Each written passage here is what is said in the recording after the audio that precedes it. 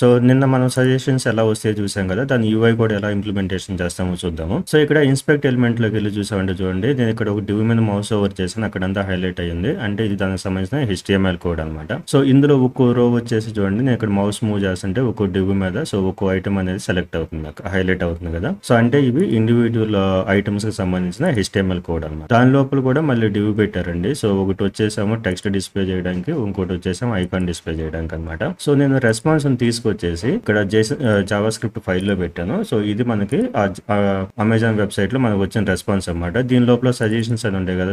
చూడండి, ఇది అర్రే అనమాట. ఇందులో మనకి జేసన్ ఆబ్జెక్ట్స్ ఉంటాయి. సో మనకి ఎన్నైతే సజెషన్స్ వస్తున్నాయో అన్ని ఆబ్జెక్ట్స్ ఉన్నాయి. ఒక రెండింటిని మనం ఇలా ఎక్స్పాండ్ చేసి చూసామంటే సో అందులో మనకి ఇక్కడ వాల్యూ ట్యాగ్ లోపల ఈ వాల్యూ కీ లోపల ఉన్న డేటా అనేది మనకి ఇక్కడ సజెషన్ దాంట్లో డిస్ప్లే అవుతుంది అన్నమాట. సో మనం వాటిని ఈజీగా గెట్ చేయొచ్చు అన్నమాట. ఇప్పుడు రియాక్ట్ జేఎస్ లో డిస్ప్లే చేస్తాం అనుకోండి. సో ఆ రెస్పాన్స్ డాట్ మనకి మొత్తం ఎక్కడ ఉంది, ఈ సజెషన్స్ అనే అరే లోపల ఉంది. ఇదిగోండి సజెషన్స్. మ్యాప్ లో మనం లూప్ తిప్పేస్తా, ఈచ్ లూప్ లో మనకి ఎంటర్ చేసిన ఆబ్జెక్ట్ వచ్చేసింది. సో అందులో ఉన్న వాల్యూని మనం ఇక్కడ డివ్ లోపల ఇచ్చేస్తే డిస్ప్లే అయిపోద్ది అన్నమాట. ఇది ఒక సింపుల్ ది, కంప్లీట్ కాదు ఇది. సో ప్రాసెస్ అయితే ఇలా వర్క్ అయింది. మన దగ్గర real time oriented paid courses ఉన్నాయండి. ఎవరైనా జాబ్ పర్పస్ కోసం నేర్చుకోవాలంటే ఒకసారి మన వెబ్సైట్ చెక్ చేయండి.